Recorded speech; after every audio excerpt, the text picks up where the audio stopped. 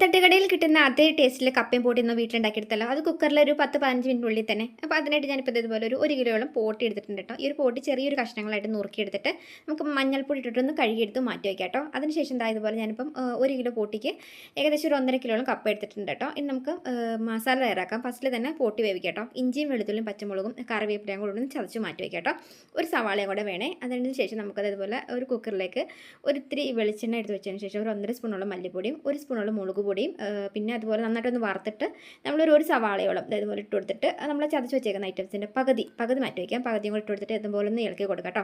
കുറച്ച് കറിവേപ്പില കൂടെ വാരിയിട്ട് കൊടുത്തിട്ട് അത് നമ്മുടെ ആ പോട്ടി ഉണ്ടല്ലോ, പോട്ടി ആവശ്യത്തിന് വെള്ളം കൂടെ ചേർത്ത് ഒരു ഉപ്പും കൂടെ ചേർത്തിട്ട് നമുക്ക് ഇതുപോലെ ഒന്ന് വേവിച്ചെടുക്കാം.